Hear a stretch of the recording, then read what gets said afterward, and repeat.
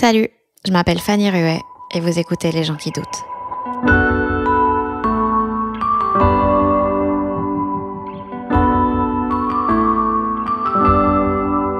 Quand tu te maries, quand tu deviens maman, c'est un chemin que tu prends et donc il y a des milliers de chemins que tu ne prendras pas. Et il y a un deuil à faire de ces chemins que tu ne prends pas. Et la société te met en tête que c'est le meilleur chemin, c'est sûr, et qu'il faut pas regretter.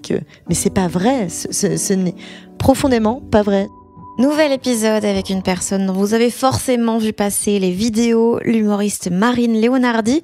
Marine Leonardi, c'est une ascension très très rapide. Elle avait 33 ans, 2 enfants et elle a envoyé balader son CDI bien stable pour se lancer à temps plein dans le stand-up. C'était risqué et pourtant ça a payé puisque quelques mois plus tard, ça explose pour elle sur les réseaux. Et résumer les gens à des chiffres, c'est très très nul et surtout des fois ça veut rien dire. Mais pour que vous puissiez vous rendre compte, il y a plus de 800 000 personnes qui suivent ces vidéos où elle parle notamment de sa famille, de ses enfants, avec ce fameux slogan « Vous n'êtes pas seul ». Depuis, elle a rejoint l'émission Zoom Zoom Zen sur France Inter et surtout, elle est en tournée pour son spectacle Mauvaise Graine, dont j'étais a priori pas la cible principale et qui m'a pourtant énormément fait rire. Donc je suis très heureuse qu'on ait pu se poser toutes les deux pour que je lui pose 1 milliard de questions. On a parlé notamment du fait que les rêves artistiques sont assez vite vus comme des crises de la quarantaine, de venir d'une ville de province et de débarquer à Paris et donc d'essayer de rentrer dans le moule très cool, très bourgeois, des attentes de la société vis-à-vis des mamans et de est-ce que ça l'ennuie ou pas d'être vu un peu comme l'humoriste daronne qui parle beaucoup de ses enfants, de la difficulté d'écrire un spectacle quand on est déjà très suivi sur les réseaux et donc très attendu au tournant, et de la peur de vieillir. J'espère que ça vous plaira.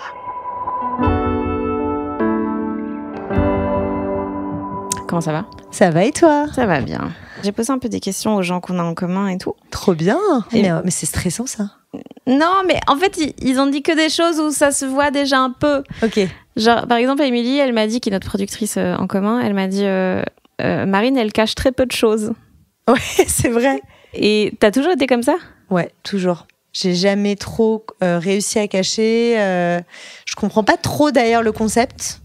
Et c'est assez... ça me perturbe beaucoup que les gens dans le stand-up cachent. Parce que, en fait, la libération qu'a été le stand-up, c'est que c'est accepté de pas cacher, vu que c'est même carrément recommandé. Il faut parler des choses sur scène.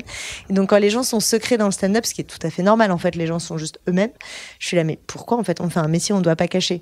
Donc, c'est vraiment quelque chose qui me perturbe intellectuellement. Et maintenant, j'ai appris à gérer ça parce que, à côté de ça, j'ai un grand respect du jardin secret des gens. Je sais qu'il y a plein de gens, c'est indispensable, mais moi, j'ai vraiment très peu de choses où il y a très peu de questions où je vais être là, je suis désolée, j'ai pas envie de répondre et tout. Voilà. T'as jamais été la fille mystérieuse ? Jamais. Et franchement, quand j'essaie de cultiver ça, c'est tellement ridicule, si tu veux, que c'est vraiment... Genre Non, mais tu sais, quand t'essayes de draguer... En fait, ça a été toujours un problème dans la drague, parce que genre, les mecs, ils adorent les pardons, tu sais, la girl un peu problématique, les Kristen Stewart et tout, machin. Alors que moi, j'étais là, hey. Et c'était là, oh, la flemme, tu vois. Et mais donc, du coup, par moment, j'essayais d'être un peu plus genre... ça durait 10 secondes, enfin, ça marchait pas, quoi. Mais en fait, j'ai une famille très exubérante, très italienne, où on se cache peu de choses, donc je pense que ça vient de là aussi, tu vois. Ce côté... d'ailleurs, t'as vu un peu une partie de ma famille, enfin, tu vois qu'on n'a pas l'air d'être sur des gens très, très pudiques, quoi. Non, c'est vrai. Et du coup, t'as toujours été très à l'aise d'exprimer tes émotions, dire ce que tu ressentais, de ce que tu voulais et tout ? Alors, c'est deux choses encore un tout petit peu différentes parce que à la fois je les exprime, est-ce que ça veut dire que je suis à l'aise? Pas toujours, parce que je vois bien que la réception que les gens font de mes émotions est parfois compliquée, tu vois. Donc j'ai compris en grandissant, notamment quand j'ai quitté Metz, ma ville natale, et que je suis arrivée à Paris, où les gens sont, je trouve, plus politiques, tu vois. Même les jeunes de mon âge, de 18 ans, tu sais, à Paris, ils ont ce côté où vraiment c'est des coups à 3 bandes, quoi. Ils ont la notion de eux-mêmes, de ce qu'ils renvoient socialement, de comment il faut être, de machin. Et moi, j'étais perdue à ce moment-là parce que j'étais très transparente et je sentais que ça pouvait déranger, ou je sentais que j'arrivais beaucoup moins à lire les autres personnes, tu vois, de mon âge. Et c'est un sentiment qui s'est renforcé quand j'ai fait ma prépa, puis mon école de commerce. Et là, je pense que j'étais un petit peu triste parce que j'arrivais pas justement à gérer ma propre personnalité dans ce nouvel écosystème où on demande aux gens de behave, tu vois, d'être un peu plus d'avancer dans l'âge adulte et c'est là où j'ai commencé justement à faire du théâtre parce que je me suis dit je l'ai choisi, tu vois, j'ai tout fait pour intégrer cette espèce de bourgeoisie parisienne assez secrète, assez machin. Je vais pas commencer à cracher dans la soupe, mais j'avais quand même le sentiment que ça m'éloignait dangereusement de qui j'étais. Et que surtout, j'allais jamais réussir à être complètement là-dedans. Donc, j'ai cloisonné le truc et je me suis dit, la partie faux folle, ça s'appelle de l'art et c'est le théâtre le mardi soir, tu vois. Et c'est comme ça que j'ai géré mon truc pendant des années. Donc, tu vois, c'est pas parce que je suis à l'aise de montrer que je suis à l'aise de comment les gens l'encaissent, tu vois. Pourquoi ça t'intéressait, cette bourgeoisie parisienne ? En fait, j'avais fait une sorte de raccourci de performance académique / carrière / argent / en fait, tu vois, réussite. Donc, en fait, faut enclencher l'ascenseur social et faut monter d'un cran. Et j'ai toujours été très compétitive à l'école vis-à-vis de moi-même, tu vois. En fait, je m'en foutais je voulais pas écraser les autres, mais dès que j'avais 15 sur 20, c'était genre, pourquoi j'ai pas eu 20 sur 20? Enfin, tu vois, j'ai commencé à mettre une sorte d'obsession avec ça, une fois que je vais cocher toutes ces cases-là, je vais être apaisée. Et évidemment, c'est l'histoire de plein de gens, mais quand tu y arrives, t'es là, en fait, c'est un peu naze. En fait, c'est le début des questionnements de la vie professionnelle. En fait, ça ne résout rien du tout. Et surtout, rétrospectivement, je me rends compte que je pense que j'avais envie de cocher cette case pour qu'on me laisse tranquille et que je puisse en réalité faire complètement ce que j'ai envie de faire, à savoir de l'art, du stand-up. Et avec ce truc de dire, en fait, si un jour ça foire, j'ai un bon diplôme, genre, laissez-moi tranquille, tu vois. C'était comme une sorte de parachute énorme. Et ça, j'ai pris conscience de ça des années après. Tu vois, que certainement cette course à l'excellence académique, et c'était pas tant une volonté de rejoindre ce milieu-là qui m'a assez vite emmerdée, même si c'est encore beaucoup mes potes aujourd'hui et je les aime, mais maintenant du coup j'ai un regard assez distant sur ces mécanismes et sur comment il fonctionne ce milieu et sur le fait que t'es vraiment sur des rails. Après, moi j'ai la conviction que quand t'es content d'être sur des rails, c'est genre la meilleure vie possible. Enfin, tu vois, t'as de l'argent, t'as du temps, t'as du personnel de maison, t'as des enfants qui s'appellent Auguste, Apolline et machin. Et c'est génial, tu vois. Et j'ai plein de potes qui ont embrassé ce lifestyle et qui sont trop contents. Moi, c'est juste que très vite, je me suis dit, c'est pas ça, c'est pas mon endroit exact, quoi. Et quand t'as commencé le théâtre, est-ce que t'étais 100% dans ton élément, ou est-ce qu'il y avait ce truc de t'es trop arty pour être dans la bourgeoisie, mais trop bourgeoise pour être saltimbanque à Avignon? Je me suis pas sentie trop bourgeoise pour être saltimbanque à Avignon. J'ai juste senti que j'étais dans un cursus de théâtre pour les CSP+. Ah oui, ok. Tu vois, et que c'était un peu genre, hi guys, vous êtes pas bien dans votre vie? Attention, il y a le cours du mardi soir. Et j'avais pas fait l'erreur que j'aurais regretté de dépenser une fortune pour faire les cours Florent, parce que j'avais vraiment senti que c'était du foutage de gueule à base de, tu vois, je sais, et je pense qu'on a du recul maintenant pour savoir que ces fameux cours du soir qui coûtent une fortune, c'est des c'est des boîtes à diplômes, et en fait c'est pas ça qui fait que t'es Marion Cotillard au bout du bout, tu vois. Donc j'avais pris une version beaucoup plus cheap, détente, où tout le monde était comme moi et trop bien, et je me suis fait des copains que j'ai encore aujourd'hui, mais je sentais que oui, c'était vraiment un peu, je m'étais mise au théâtre à ce moment-là, comme plein de gars se mettent au trail quand ils commencent à étouffer dans leur vie, et malgré tout, ça m'a ouvert les chakras, et plein de trucs trop cool qui en sont ressortis, mais néanmoins, j'ai eu ce moment après des années où je me suis dit, bon, ma cul-de-sac à nouveau, en fait. Tu vois, quand je commençais à trouver ça lourdingue de pas passer le mardi soir avec mes copains en terrasse à fumer des clopes, et que j'ai commencé à trouver ça lourdingue à Avignon, je me suis dit, bon, à nouveau, je suis pas tout à fait là où je voudrais être, donc qu'est-ce que ça veut dire? Et à ce moment-là, dans ma tête, s'est posé la question de l'écriture. Parce qu'avant, t'écrivais pas? Avant, j'écrivais pas. Et là, tu t'es dit, je vais écrire une pièce de théâtre. Voilà. À ce moment-là, je me suis dit, bon, attends, peut-être que t'en as marre d'interpréter des Molières, aussi géniaux que soient... Enfin, tu vois, aussi génial que soient toutes les pièces de Molière, peut-être que c'est plus ton truc, t'as fait le tour du machin, etc. Et donc, je me suis dit, je vais écrire une pièce. Et c'est vrai que là, j'ai eu une petite révélation, et je me suis dit, voilà, peut-être que maintenant, ce nouveau chapitre de ma vie, c'est plutôt d'écrire, quoi. Alors même, et à ce moment-là, je m'étais même dit, pas du tout d'être sur scène, tu vois, peut-être d'écrire pour des séries, pour des projets de pièces. Et vraiment, à ce moment-là, assez naïvement, je me suis dit, bon, en plus, si la pièce est bonne, elle marchera, tu vois. Je me suis pas du tout dit, non mais meuf, tu peux écrire la pièce la plus géniale du monde, elle sera pas produite, tu vois. J'étais là. Dans ma tête, je m'étais dit forcément, il y a moins d'écrivains, de ghostwriters que de gens qui ont des velléités de monter sur scène. Donc en fait, il y a moins d'auteurs que d'acteurs. Et donc en vrai, tu vas y arriver comme ça, quoi. Donc là-bas, c'était quand même, tu voulais être comédienne et puis... Non, je voulais. À ce moment-là, je me suis dit, en fait, t'as peut-être pas envie d'être comédienne. En fait, t'as peut-être envie d'écrire, et en plus écrire, il y en a moins. Donc en fait, tu y arriveras. Enfin, tu vas rejoindre ce milieu-là comme ça. En plus, c'est certainement ça qui te plaît. Et peut-être qu'en effet, si tu te rends compte quand t'as envie d'incarner le personnage, tu incarneras. Mais à ce moment-là, je venais de monter ma pièce de théâtre et ça m'avait pas amusé tant que ça d'être moi sur scène, ni de diriger mes autres copains sur scène. Ce qui m'avait le plus amusé, c'était d'écrire la pièce de théâtre. Pourquoi ? Je sais pas. J'avais adoré écrire cette comédie avec un ami, on était 2. Et après, la direction d'acteur, ça avait été très, très compliqué. Il y avait eu le Covid au milieu et tout. Et moi-même, incarner la personne sur scène, ça m'avait pas non plus... c'était pas le moment que j'avais préféré. Donc, je m'étais dit, voilà, peut-être que toi, c'est pas ton endroit d'être sur scène. Peut-être pas.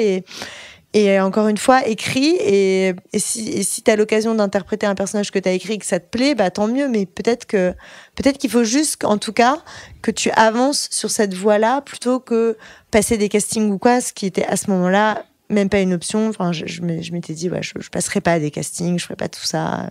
J'ai des copines qui font ça, hein, des copines reconverties. Mais je m'étais dit, non, je ferai pas ça.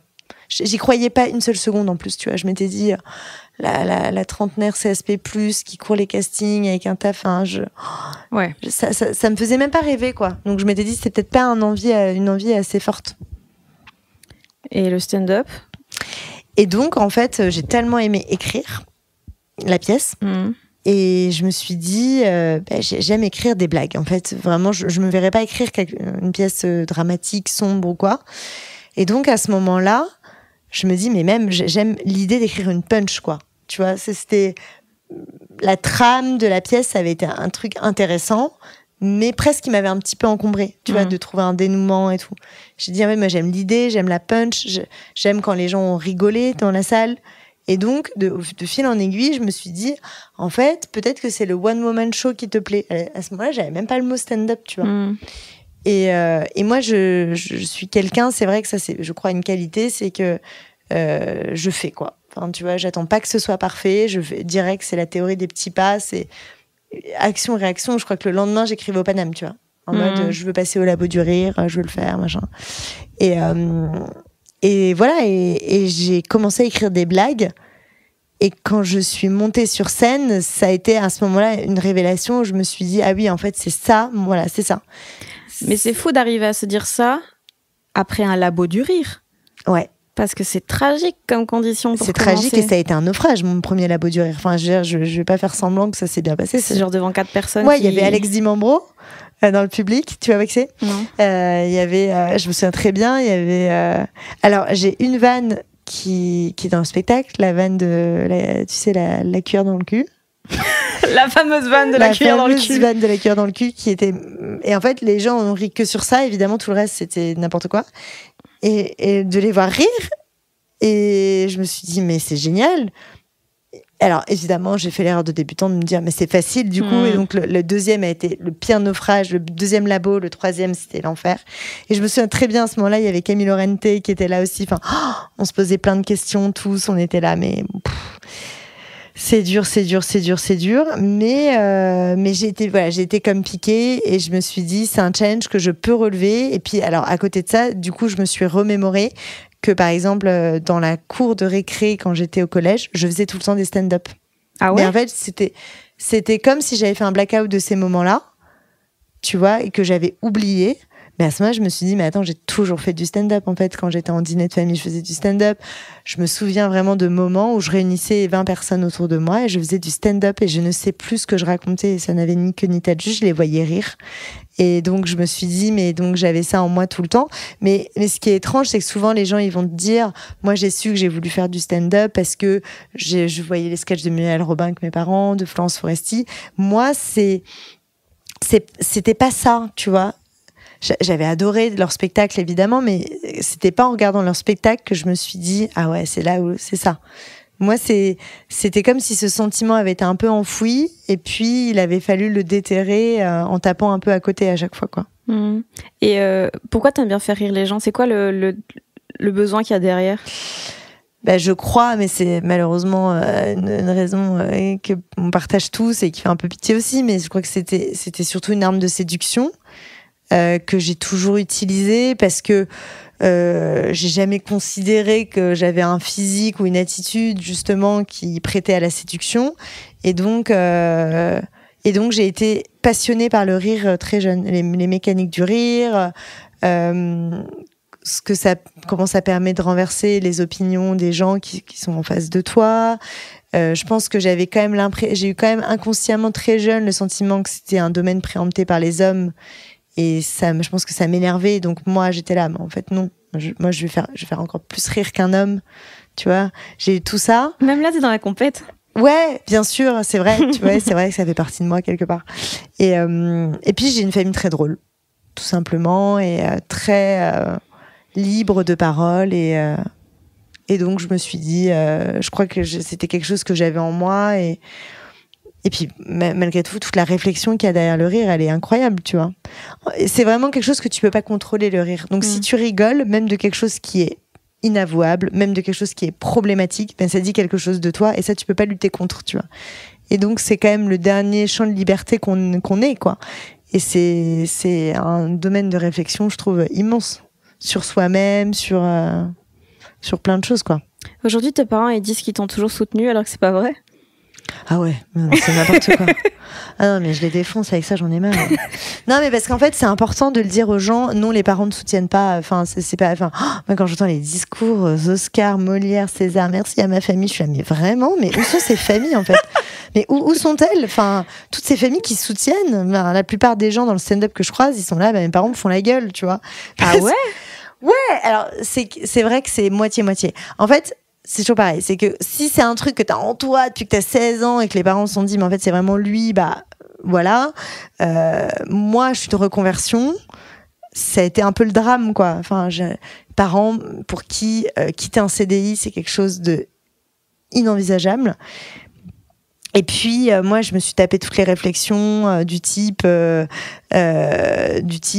même t'es maman, quand même t'as Alix, comment le vit Alix, en fait la question Alix, c'est ton mari. Alix c'est mon mari, comment le vit Alix, c'est la question que j'entends le plus 10 fois par jour. Ouais, donc il y avait ce truc de t'es responsable de ton enfant et de ton mec. Et de mon mec, et de l'ego de mon mec, et comment il le vit, et comment il le vit déjà lui-même, son pauvre petit ego d'homme, et puis comment il le vit dans l'organisation du quotidien. Et enfin, c'est fou, quoi. Et même moi, ça a été un cheminement, et on en parle énormément avec Alix, où je lui dis, mais est-ce que tu te rends compte ? Et c'est vraiment parce que je demande à Alix, pour le coup, voir ça m'angoisserait, mais je lui dis, tu te rends compte qu'il y a plein de mecs qui cartonnent dans le stand-up où leur compagne a arrêté de bosser et s'occupe un peu de leurs affaires courantes, ou genre un peu leur manager, ou la compagne les suit sur la tournée, ou s'occupe des enfants. Et tout le monde dit, elle a vraiment de la chance que son mari soit un tel. Tu vois, moi, évidemment, Alix a un job qu'il adore et vraiment, je détesterais qu'on mélange le pro et le perso à ce point. Mais moi, c'est l'inverse, c'est genre, purée, pauvre Alix quand même, parce que tu vois, à la base il avait pas signé pour ça, tu vois. Il avait signé pour une meuf qui avait un taf 9h 18h et qui rentrait et qui l'aidait à préparer à manger et qui était là pour le coucher les enfants. Et c'est vraiment une mentalité qu'on ne retrouve pas dans le cas inverse. J'ai une copine, son mec est un grand champion de tennis. Elle a mis sa carrière pro entre parenthèses, ou plutôt elle l'a orientée vers son mari. Ça ne choque personne et tout le monde la félicite d'avoir fait ça et tout le monde pense que c'est sain pour leur couple. Moi, c'est constamment des questionnements sur ça. C'est fou. Et encore, ça marche. Si ça ne marchait pas aujourd'hui, moi, j'ai eu aussi cette hâte cet empressement que ça marche, parce que je me suis dit, mon entourage ne me pardonnera pas que ça ne marche pas. Tu vois, au bout de 4 ou 5 ans, ce qui est genre des temps mais absolument normaux. Enfin, je veux dire, souvent les gens mettent 10 ans. Si je me dis au bout de 4-5 ans, les gens m'auraient dit, bon allez, stop, t'arrêtes tes bêtises, tu reprends un taf normal, tu vois bien que ton mec il en peut plus, t'es pas là le soir, machin.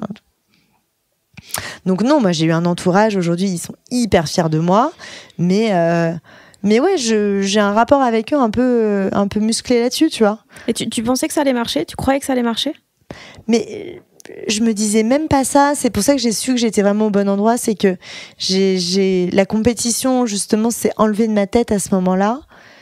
Et je me suis juste dit, même si ça marche pas, c'est vraiment mon bonheur d'être sur scène, tu vois. Donc il y a eu ce truc de... En fait, je crois qu'avant, j'étais dans la compétition parce que j'étais dans une course effrénée au temps pour trouver enfin qui j'étais et ce qui était ma passion. Et quand je l'ai trouvé avec le stand-up, j'ai eu un soulagement et je me suis dit, bon, bah, c'est ça. Même si ça marche pas, c'est pas grave, c'est ça. Et donc, j'étais moins là-dedans. Mais quand même, j'ai eu à cœur d'y arriver et d'y arriver vite parce que je me disais, bah, je vais commencer à culpabiliser vis-à-vis de ma famille. Tu vois, de pas être là le soir. En fait, moins tu fonctionnes, moins t'as de la notoriété, plus c'est dur le stand-up. Plus tu fais des comédie clubs, parfois 3-4 fois par soir, pour gagner moins d'argent. Enfin, tu vois.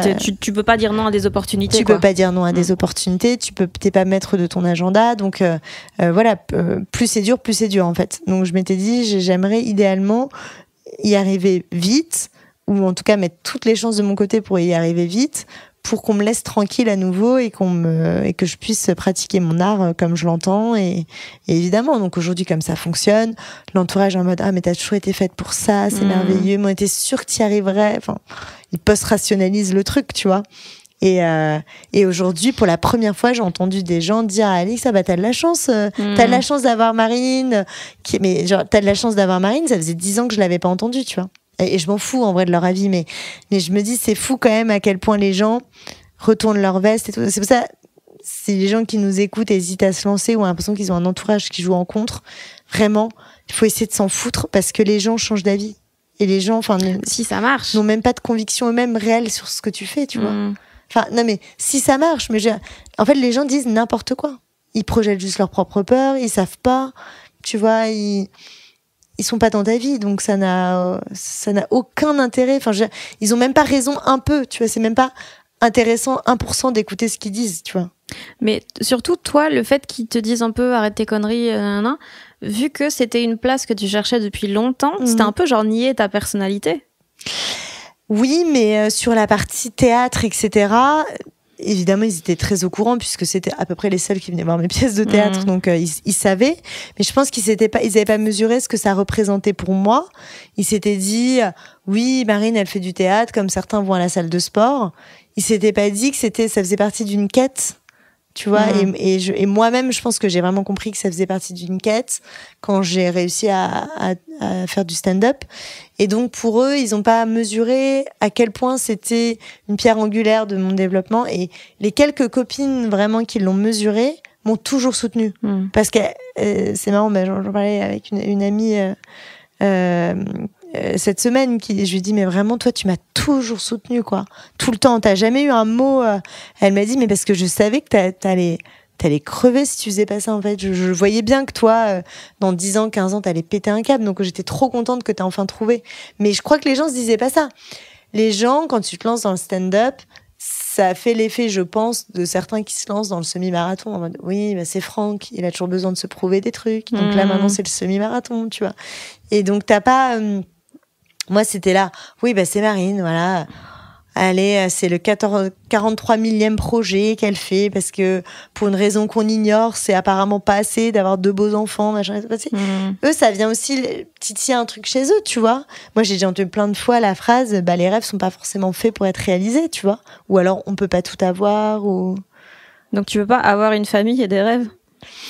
Eh bien, je vais te dire, encore une fois, je ne peux que parler que pour le milieu dans lequel que j'ai rejoint et dans lequel j'évolue, mais moi, le milieu parisien bourgeois que j'ai rejoint après mes études, les rêves, je trouve, sont des rêves qui sont packagés, c'est-à-dire il y a des rêves qui sont tolérés. Donc faire du trail, il n'y a pas de souci. Faire les 10 km de Paris, il n'y a pas de souci. Lancer une start-up au début, quand il y a 10 ans, c'était oulala, quelle prise de risque. Maintenant, ça y est, c'est toléré que les mecs, ils plaquent un taf bien payé pour lancer leur start-up parce que ça y est, maintenant, on a vu des gars faire, ils ont réussi, on sait, ouais, ok, d'accord, monter sa boîte, il n'y a pas de souci. Mais il y a des rêves, et notamment tous les rêves artistiques, qui sont vus comme une crise de la quarantaine anticipée, tu vois. Et moi, la première, je me suis déjà surprise à ressentir ça quand des copines me disaient à 35 ans, ce qui est pas faux. Je plaque tout pour être comédienne. On en a des potes comme ça, et on se dit, oh waouh. Ouais, mais une crise de la quarantaine, c'est pas négatif, c'est juste que tu réalises que t'es pas au bon endroit. Mais complètement. Mais t'as totalement raison. Mais c'est vu comme un truc genre. Ça lui passera, quoi. Qui est vécu égoïstement, tu sais. Un truc genre. Ouais, politique de la terre brûlée, la meuf pète un câble. Maintenant, ça y est, faut être une artiste. En fait, elle est mal dans ses pompes. Elle nous fait une crise de la maternité. Et puis, du coup, résultat, elle monte sur scène pour critiquer son mari qui charbonne à la maison, quoi. Tu vois, c'était ça l'image que je renvoyais à ce moment-là. Mais il y avait quand même une fuite. Non, je crois pas. Il n'y avait pas vraiment. C'était pas une fuite en soi, mais c'est vrai que au même moment, la maternité a catalysé des sujets féministes en moi. Et donc là, t'avais un enfant. Donc là, j'avais un enfant, et donc, enfin. Bon, après, là, on fait de la psychologie, on va faire de la psychologie de comptoir, mais c'est le but de ce podcast. Mais c'est tellement le but de ce podcast. C'est que à ce moment-là, j'avais écrit ma pièce de théâtre, je commence à me dire c'est peut-être de l'écriture, c'est machin, ces trucs. Je commence à me dire oh là là, quand même, si vraiment j'arrête de bosser sur des projets artistiques, je prends l'autoroute de la grosse boîte et Dieu seul sait à 50 ans si je vais pas péter un peu un câble et tout. Donc je commence à avoir ça. J'accueille ma fille. Et j'avais complètement sous-estimé l'exercice. C'est-à-dire, ah ouais, complètement. En fait, quand j'accueille ma fille, je me rends compte d'un coup que la société a des attentes vis-à-vis des mamans qui sont gigantesques. Et que moi, j'étais la première de ma bande de copines à avoir un bébé. Enfin, les autres m'ont rejoint très très vite après, genre vraiment quelques mois. Mais les quelques mois où j'ai été toute seule là-dedans, j'ai cru que c'était Truman Show. Je me suis dit, on se fout de ma gueule, c'est pas possible. C'est-à-dire que vraiment, tout ce qui est décrit aujourd'hui sur les réseaux, dont les gens parlent très bien, mais Alix change une couche, c'est un demi-dieu. Moi, je fais tomber le biberon, c'est regard inquiet de tout l'entourage, en mode, cette mère est dépassée, elle ne sait pas gérer. Je me suis sentie extrêmement infantilisée par ma belle-mère, par ma mère. Mais vraiment des attentes, c'est comme si j'avais joué à un jeu, tu sais, le jeu de la vie, CDI, check, permis de conduire, check, enfant, check, petit truc à côté, théâtre, check, c'est cool, machin.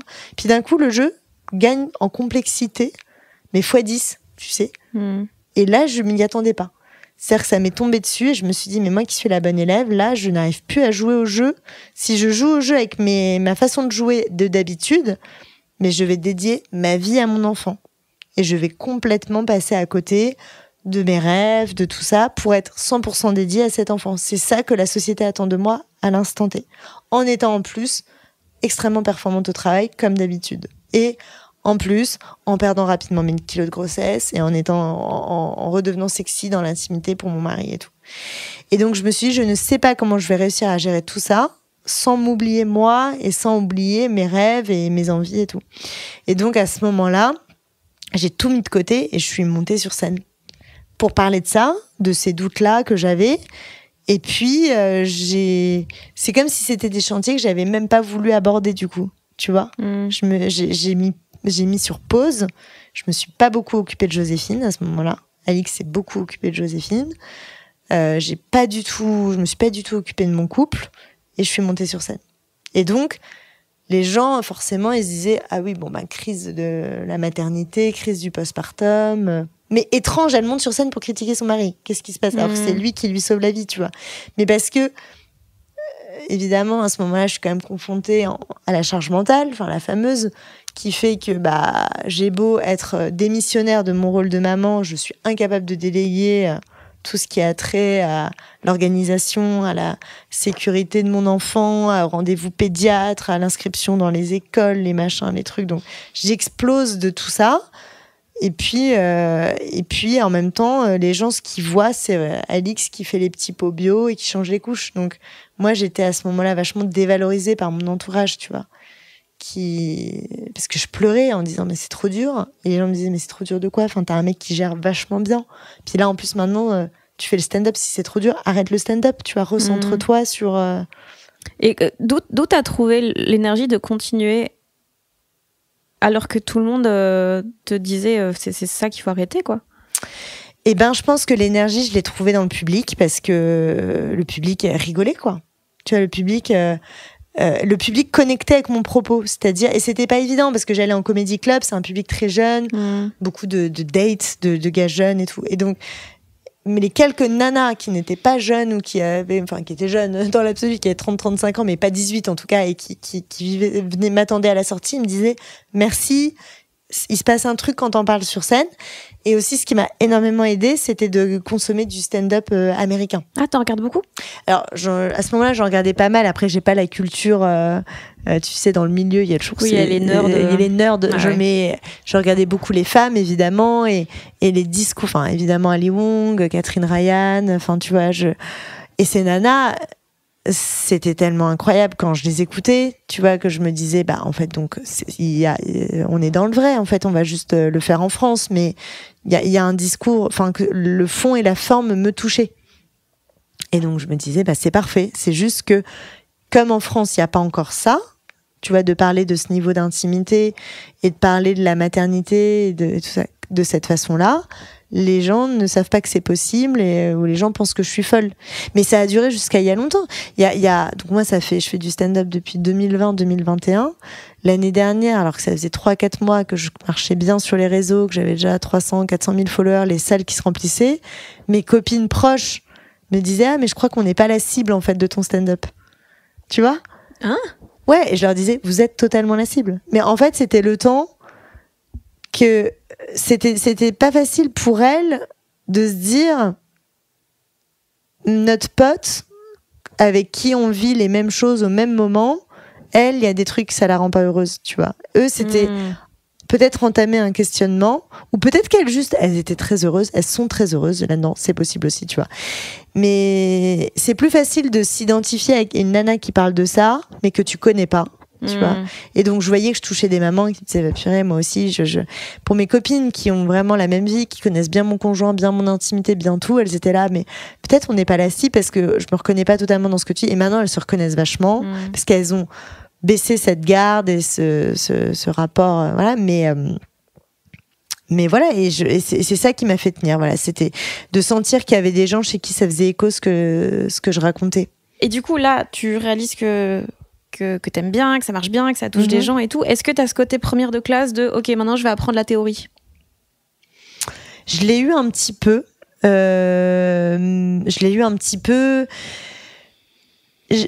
Kader Aoun, à ce moment-là, qui traînait beaucoup au Paname, m'avait expliqué 2-3 trucs quand même basiques, hein, sur les act-out, sur etc.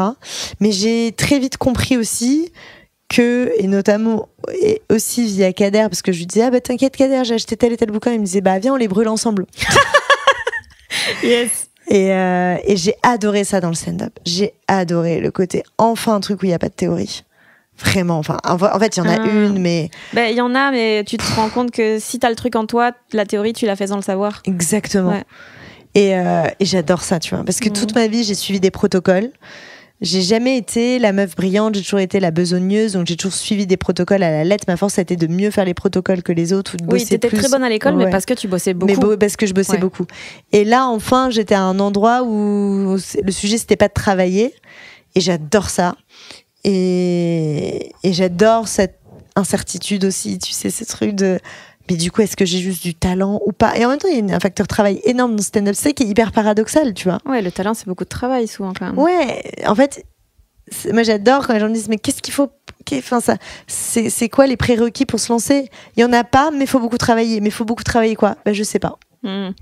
Tu vois, genre chacun a son parcours avec le stand-up et son histoire. Il y en a, ils vont être extrêmement drôles parce qu'ils vont tout le temps en comédie club et c'est vraiment leur recette magique. Il y en a, ils ont jamais mis un pied en comédie club et ils te pondent le spectacle le plus incroyable. Il y en a qui bossent très peu et qui sont hilarants. Il y en a qui bossent beaucoup et t'es là, tout ça pour ça. Enfin, et ça, c'est la part de magie du stand-up que tu peux pas expliquer, quoi. Toi, ce qui est assez, en tout cas, moi, je revis ça de manière très compliquée. C'est que donc t'as très très bien marché sur les réseaux début 2024. Ouais. Tu venais seulement de quitter ton job fin 2023, mais le spectacle, tu le jouais en entier depuis genre 2 mois. Ouais, le spectacle, objectivement, je trouve, n'était pas très bon à ce moment-là.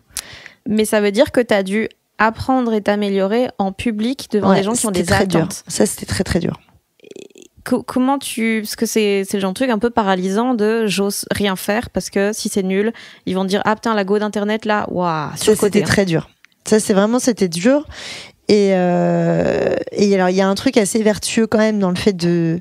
C'est pour ça que quand les gens me disent ouais, j'ai le temps, stand-up, je leur dis genre quand même, plus tu marches vite, plus tu progresses aussi. Et donc, je me suis dit bon, j'ai pas le choix. Le spectacle est pas à la hauteur. C'est pas faute d'avoir travaillé, c'est juste que il me fallait plus de pratique. Et je me suis dit bon les gens qui vont venir voir le spectacle maintenant vont essuyer les plâtres, mais au moins je le prends pour ce que c'est, un entraînement accéléré pour avoir un spectacle trop cool, tu vois. Entraînement que je n'aurais pas eu sans le succès des réseaux, puisque j'aurais continué de jouer le spectacle 1 fois par semaine au lieu de le jouer 3-4 fois par semaine. Oui, et puis surtout, tu as eu l'intelligence avec l'équipe de pas brûler les étapes. Exactement. Parce que tu aurais pu direct faire des grosses salles alors que tu n'étais pas prête. Et évidemment, on a une productrice en commun, Émilie, qui là-dessus a une grande intelligence et qui m'a dit surtout garder des petites salles. Il vaut mieux que tu fasses 3-4 fois par semaine une 70 que 2 fois une 200, parce que en fait la pression de la 200 tu vas pas savoir la gérer, t'aimes pas encore suffisamment ton spectacle. Et donc j'ai été dans une 100 places jusqu'à fin décembre 2024 alors que t'es complète là quasi sur 2026 déjà. Oui, voilà.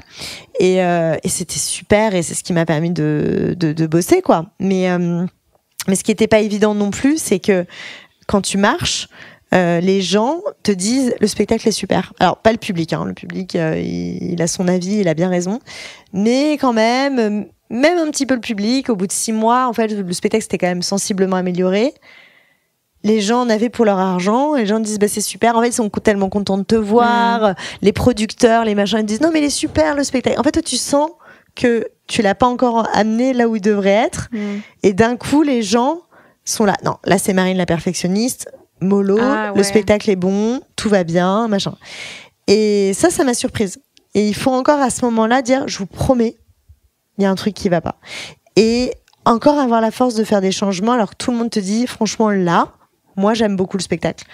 Et que toi tu sais que t'en as encore sous le pied, sans tomber dans la mégalomanie de penser que t'en as encore sous le pied alors que t'en as pas, enfin, tu vois. Et ça, ces derniers kilomètres, ils sont très durs, très painful. Et là, je suis encore un peu dedans. Et vraiment avec même mon co-auteur Hugo que j'adore et tout, que je salue, il était là, mais t'es sûr que tu vas encore, enfin là ça marche, cette blague elle marche vraiment, je te jure, et tout, toi t'es là, je te jure qu'on peut encore faire mieux.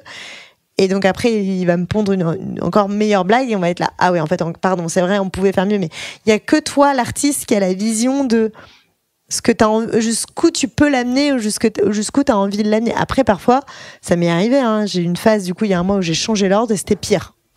Voilà, donc là t'as les boules parce qu'en fait c'est pas bien, et ça t'a pris du temps de faire ça. Et ça, je trouve ça assez terrible dans les métiers artistiques, c'est que les gens ils voient le résultat mais ils voient pas tout ce qui n'a pas été gardé, c'est fou. Tout ce qui a été merdé, et c'est vraiment proportionnellement beaucoup plus grand que ce qu'ils voient, quoi. C'est terrible. C'est terrible, il y a du déchet partout et il y a des vannes où toi qui te font mourir de rire et qui marchent pas et tu dois les supprimer.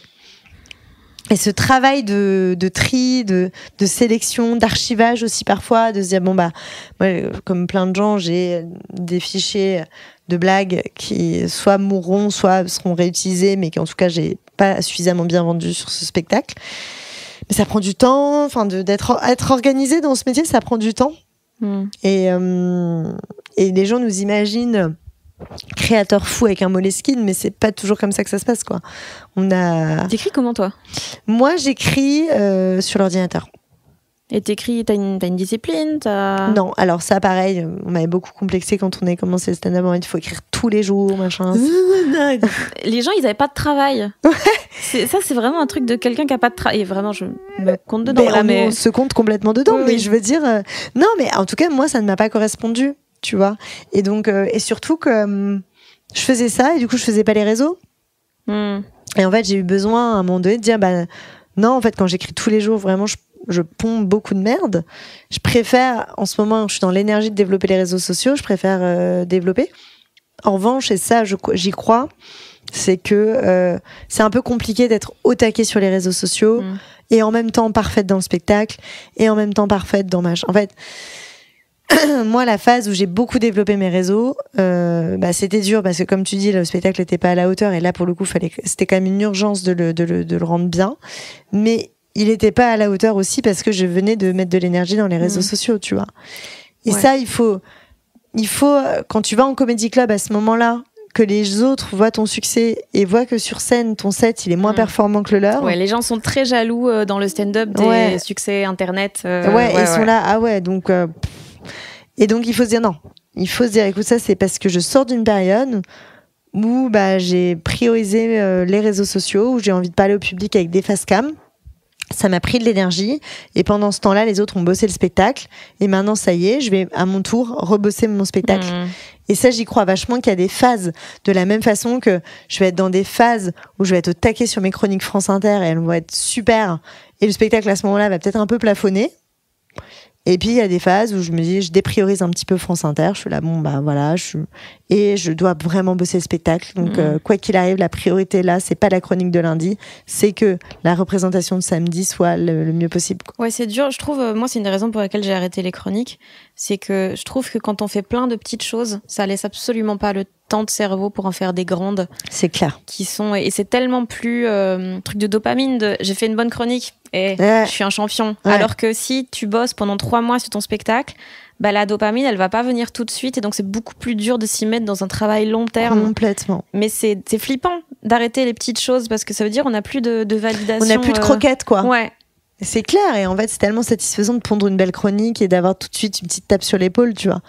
Alors que le spectacle, en effet, il y a un côté hyper ingrat et puis en plus où tu sais même pas si t'es en train de bosser pour le mieux. C'est-à-dire sur le spectacle. Parfois, tu mets de l'énergie. En fait, c'est abstrait si vraiment t'es en train de l'améliorer. Tu sais, tu te dis, si, ça va payer, mais quand même, la chronique a un effet action-réaction. J'écris, je teste le lendemain. Le spectacle, de toute façon, c'est trop tard après. La chronique, c'est fait. Exactement. Tandis que le spectacle, tu peux toujours l'améliorer et tu sais jamais quand c'est fini. Quoi. Exactement. Ouais. Et tu penses que tu auras fixé tout quand ? Écoute, le spectacle, là, j'espère qu'il est en train de vraiment atterrir. Mais bon, je te dis ça, tu sais, on a eu une discussion hier dans les loges où on parlait d'un moment où j'avais l'impression que ça marchait un petit peu moins. Et donc non, en fait, peut-être pas. Mais là, les gros chantiers du spectacle sont derrière moi. Et puis, à un moment donné, où il faut aussi juste se dire... je commence à réfléchir pour le deuxième spectacle, tu vois. Ah, tu penses déjà au deuxième ? Ouais, je pense au deuxième, Ouais, je pense au deuxième, mais aussi parce que j'en ai marre de faire du premier une espèce de truc mouvant. Et donc, par la force des choses, je me suis dit, attends, tel thème qui ouvrirait un 10 minutes dans le spectacle, je préfère que ce soit potentiellement un thème du deuxième que un énième truc qui vient enrichir le premier, quoi. Est-ce que ça te frustre des fois d'être vu comme l'humoriste d'Aaron qui parle de ses enfants, de sa famille ? Et qu'on te cloisonne là-dedans ? Non, j'ai complètement accepté ça parce que, encore une fois, notamment grâce aux exemples des nanas aux US. Où, c'est vrai qu'Ali Wong, elle est citée dès qu'on parle d'Aaron dans le stand-up. Ouais, et surtout, avec mon succès, mais pas que, le succès d'Elena, le succès de plein de gens sur les réseaux sociaux depuis 1 an ou 2, je crois que les stand-uppers ont commencé à comprendre que l'intime, c'était quand même payant et que l'intime et surtout ta propre réalité, c'est quelque chose auquel les gens accrochent. Et donc, de plus en plus, je vois des stand-uppers qui se disent, je veux être le stand-upper des Italiens, je veux être le stand-upper de la parentalité, je veux être le stand-upper de la Corrèze, enfin, tu vois. Et on va vers plus de spécificité. Et donc, moi, j'en ai pâti à un moment donné parce que dans les comédie clubs, les gens me disaient, ah ouais, toi, c'est un peu compliqué parce que tu parles que de ça. Et puis, en plus, tu sais, il y a Blandine Lehoux qui le fait déjà. Et puis, il y a eu Florence Foresti il y a 15 ans avec Motherfucker. Donc, en fait, voilà. Donc, à ce moment-là, ce serait hypocrite si je te disais que j'ai pas stressé en me disant, ouais, en fait, faut que je fasse comme moi, Lydia, quoi. Faut que je parle des gros sujets de société. C'est ça qui marche, c'est ça que les gens aiment. C'est ce fantasme du sketch qui parle à tout le monde de 7 à 77 ans, tu sais. Et puis, à un moment donné, j'ai dit, ouais, mais en fait, là, à l'instant T, ce qui m'habite, c'est la parentalité, les inégalités qu'elle crée dans le couple et le féminisme. Donc, je vais pas me priver de parler de ça avec mon angle. Et en revanche, si je parle un peu moins de ça ou différemment dans le deuxième spectacle, oui, j'espère que mon public me suivra ou se dira pas, oh, mais j'ai pas. Tu vois, parle de Brigitte. Ouais, voilà. Ouais. Quand les gens me disent, oh là là, vous avez de la matière pour les 20 prochaines années, je suis là. Ouais, non, je sais pas. Je sais pas si je vais faire tous les spectacles en suivant l'évolution de mes enfants, tu vois. Là, c'est quelque chose qui m'obsède parce que je suis dans une tranche de vie où le postpartum m'imprègne beaucoup. Mais quel âge là, ta deuxième ? Elle a 2 ans et demi. Ah oui, ça c'est. Tu vois. C'est petit. Mais potentiellement le deuxième, même si je me vois plutôt comme un family comic, tu vois. Je pense que je serai toujours un peu obsédée par les sujets de famille. Ça prend objectivement énormément de temps dans ta vie, quoi. Et ça m'obsède. Et la famille, même au sens large, mon propre rapport à mes parents, mon rapport à ma belle famille, mais pour ce qui représente aussi ma belle famille, c'est-à-dire des gens bourgeois du Nord avec les convictions politiques qu'ils ont, etc. Et comment des gens, du coup, que t'as pas choisi rentrent dans ta vie. Enfin, tous ces sujets-là de construction sociale, ça m'obsède. Et aussi, l'amitié m'obsède de plus en plus. C'est quoi l'amitié ? Enfin, est-ce que ça existe ? Est-ce que ça... Comment ça te construit ? Est-ce que c'est une autre forme d'amour ? Tu vois, est-ce qu'on peut avoir des chagrins d'amitié ou pas ? Enfin, tu vois, tous ces sujets-là, je pense que je viendrai jamais avec un spectacle en disant putain, c'est la merde dans le monde, parlons-en, et l'écologie et tout. Ça, c'est pas moi. J'y crois pas à ça. J'avais déjà essayé d'écrire là-dessus, mais quand c'est trop méta, même si c'est éminemment important, c'est pas là où je suis pertinente. Tu parlais de ton rapport à la famille. C'est une notion dont tu te méfies un peu ? Ouais. Comment ça je pense que c'est assez difficile à comprendre au premier abord, que ce soit genre le sujet dont tu parles le plus, ce qui est au final assez logique, mais ton rapport à la famille qui est un peu étrange, tu trouves ça un peu cloisonnant, je crois. Ouais, je me méfie beaucoup de la famille et des clans de manière générale. Je me méfie beaucoup d'une bande de personnes qui s'autosatisfait de ce qu'elle a, qui pense avoir la vérité. Et la famille, c'est ça. La famille, quand tu crées une famille ou quand tu évolues dans une famille, tu évolues dans un petit groupe, au sein d'un petit groupe de personnes. Alors, je vais pas faire de généralité parce que c'est pas toutes les familles qui sont comme ça, mais quand même avec un système de valeurs, une autorité parentale qui a tout pouvoir sur des enfants, qui écoute les parents, etc. Et tout ce système-là, moi, me fait très peur. Et moi, très très jeune, j'ai arrêté d'avoir confiance dans mes parents. Moi, à 10 ans, je me suis dit, en fait, ils racontent n'importe quoi. Ah ouais ? Ouais. Comment t'as capté ? Je sais pas, enfin si, il y a eu des événements familiaux, bon j'en parlerai pas, mais là plus pour respecter leur intimité que la mienne, mais il y a eu des trucs et tout, j'ai douté quoi, je me suis dit oulala, là on n'est pas sur des gens qui sont en totale maîtrise du sujet, et donc je me suis pas sentie en sécurité, alors même que c'est des gens extrêmement stressés, donc la sécurité physique était plus ou moins assurée quand même, mais ma sécurité mentale, je me suis dit non, là on est sur des gens qui, même à en crever, vraiment, feraient tout pour moi, mais par ailleurs ne sont pas les bonnes personnes pour me guider dans la vie. Et donc, ça a été un choc parce que ce qu'on nous apprend, c'est la famille et c'est les gens qui t'aimeront le plus au monde. Oui, mais c'est pas parce que c'est les gens qui t'aiment le plus au monde que c'est les personnes qui savent le mieux te conseiller, tu vois. Et donc, moi, j'ai arrêté d'écouter leurs conseils. À ce 10 ans, j'ai dit stop. Comment tu te construis en tant qu'enfant ? Ça a été compliqué. J'ai fait une grosse crise d'ado. Alors ma mère dira pas du tout. Mais pas du tout, t'étais normal. Alors franchement, voilà, même moi, je fais plus confiance à ta mère après 45 minutes. Non, mais c'est en fait, je faisais vachement confiance à d'autres adultes. Par exemple, si j'avais des profs qui m'inspiraient, j'écoutais vachement leurs conseils. Mais de manière générale, j'ai quand même un tout petit peu arrêté à ce moment-là de croire aux adultes. Je me suis dit bon. Y a quand même beaucoup d'adultes qui racontent des conneries. Donc, j'ai jeté toute mon énergie dans le travail. Je me suis dit, la seule vérité, c'est le travail.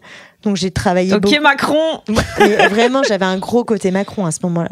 Très Macron. T'as une baraque au Touquet, non ? Ouais, tout à fait. Le Touquet forever.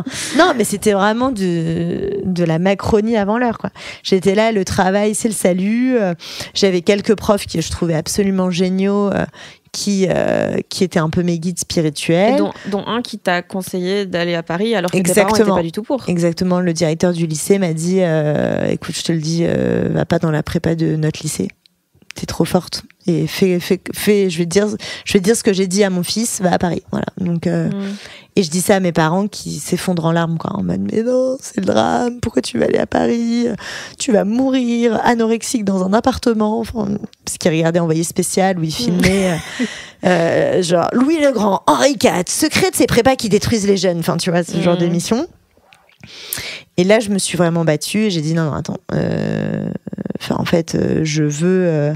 En fait, déjà, je suis pas non plus sûre à 300% que le système prépa à l'école de commerce soit tout à fait pour moi. Mais en tout cas, ce que je sais, c'est que je vais être malheureuse de pas me donner les moyens d'y arriver. Et je vois que je suis quelqu'un de besogneux. Je vois que j'ai besoin d'être dans un cadre très fort et très académiquement fort pour y arriver. Parce que moi, je suis pas un génie. Tu vois, parce que dans ces cas-là, on me dit oui, mais attends, la prépa au bout de la rue, ils ont quand même mis il y a 3 ans un mec à HEC. Oui, mais ce mec-là était un génie. Moi, je ne suis pas un génie, donc je vais atterrir dans une école de sous machin.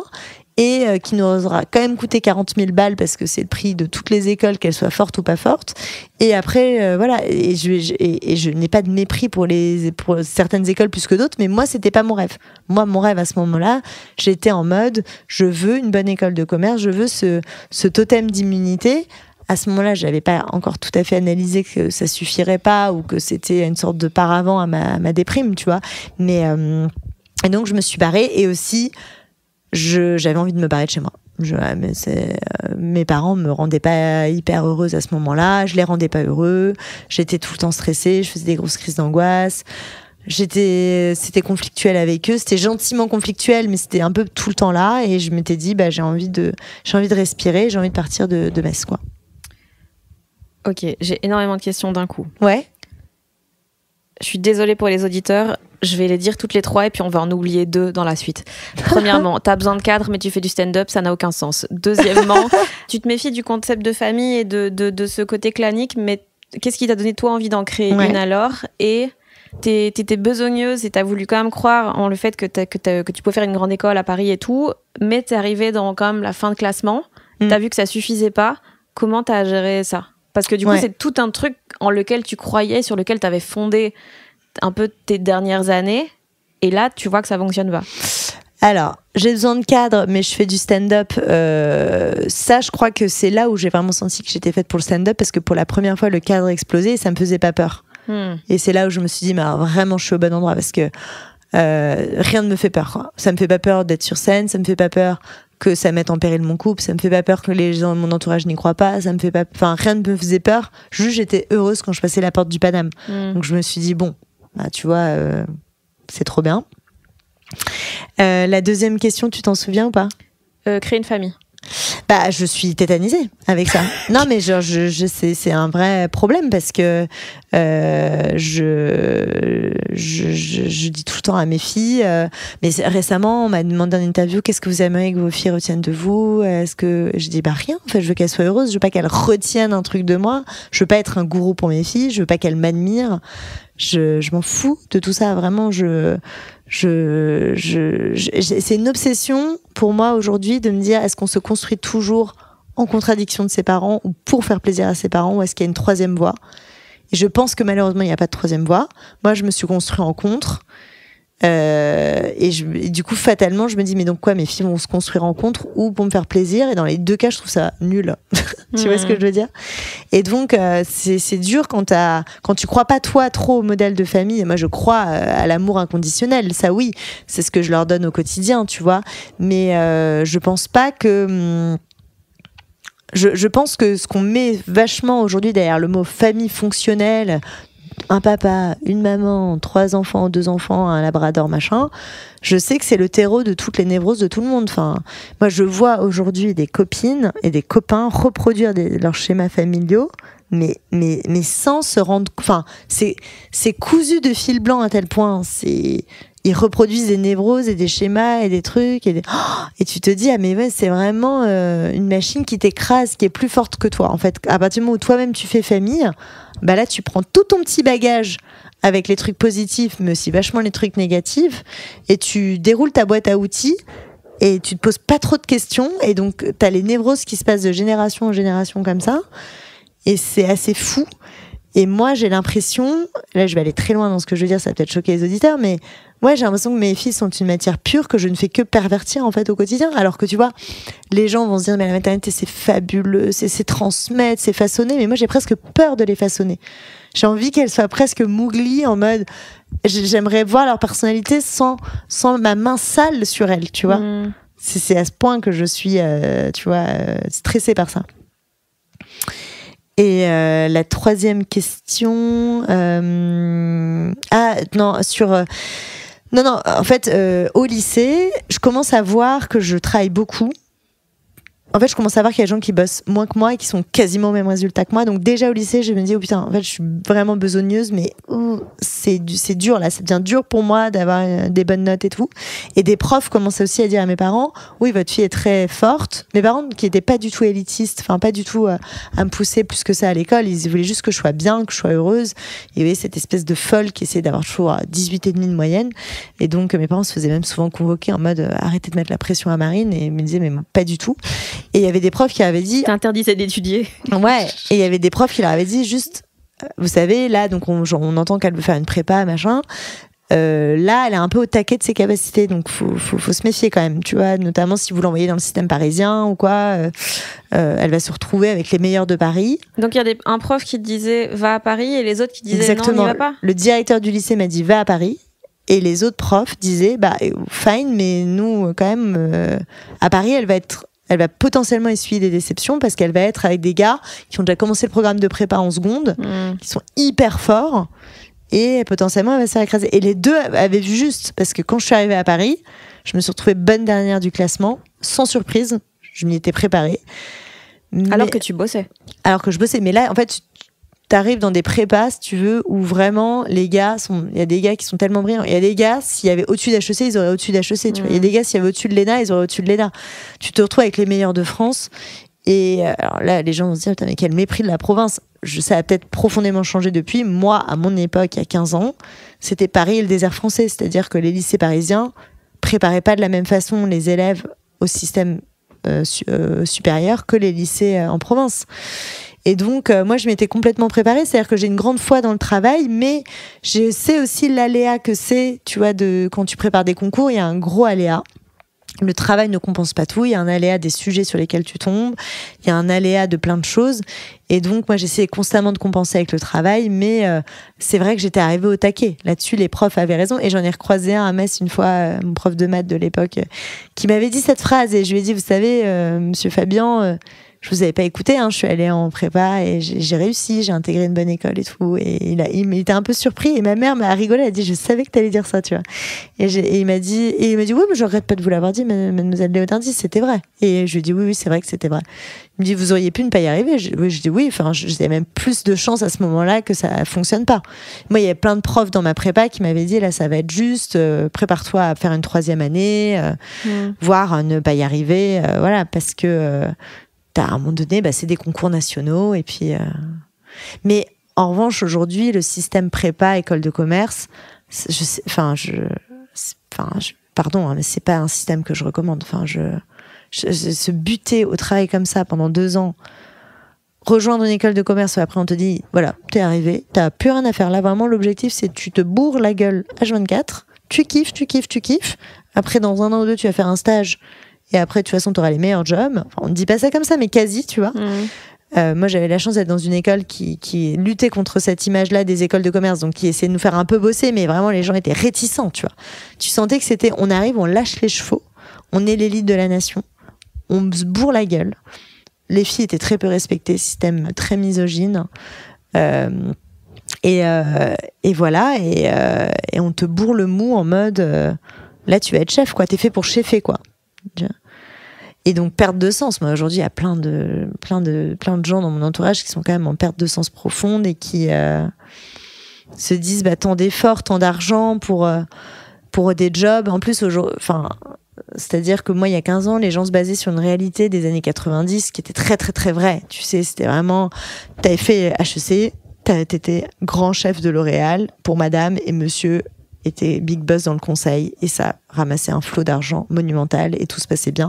Aujourd'hui, heureusement, ça a un peu changé, c'est-à-dire que les entreprises sont quand même un tout petit peu plus méritocratiques et t'es pas obligé d'avoir juste un diplôme, enfin, ils testent un peu plus les gens et ils se rendent compte que les mecs qui sont soi-disant fait des grandes écoles, en fait, ils ont un boulard comme ça et puis il y a plein de trucs qu'ils savent pas faire. Donc maintenant, en plus, c'est plus si vrai que ça, c'est-à-dire que les cartes sont un peu rebattues et machin. Donc les gens se disent, ok, donc j'ai fait tout ça pour gagner un salaire, bon, bien, mais pas non plus mirobolant. Moi, on m'avait vendu des salaires de ministre, en fait, non. Et puis, je fais des PowerPoint, quoi. Donc aujourd'hui, moi, je me questionne beaucoup sur ces systèmes d'école de commerce, quand même. C'était quoi le plan à cette époque-là? Tu voulais faire quoi? À cette époque-là, vraiment, il n'y avait pas de plan, pour le coup. Il y avait rejoindre une bonne école. Et puis, vide intersidérale. C'est-à-dire que là, à ce moment-là, il n'y avait plus de roadmap, quoi.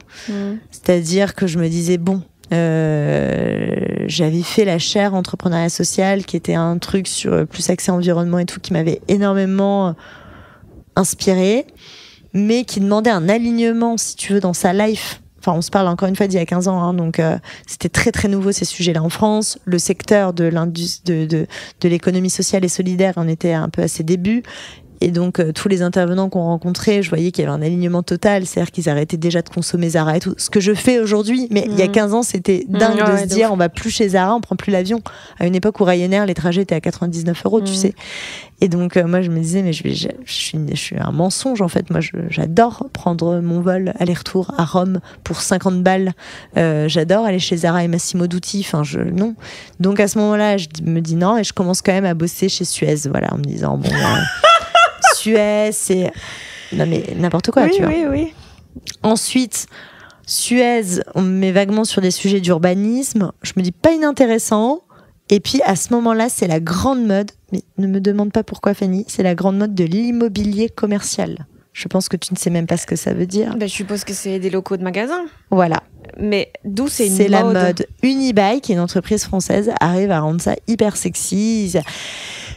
C'est une grosse boîte, Unibail, à ce moment-là, ils ont plein de centres commerciaux et je sais pas par quel génie du marketing ils arrivent à faire croire aux jeunes diplômés, mais à ce moment, on voulait tous faire ça. Hein. Ils disent, ouais, les métiers de l'immobilier commercial, vous avez de la finance, vous avez des architectes qui bossent avec vous, vous faites de l'urbanisme, vous allez rencontrer des maires, vous allez faire ci, vous avez du marketing, vous avez...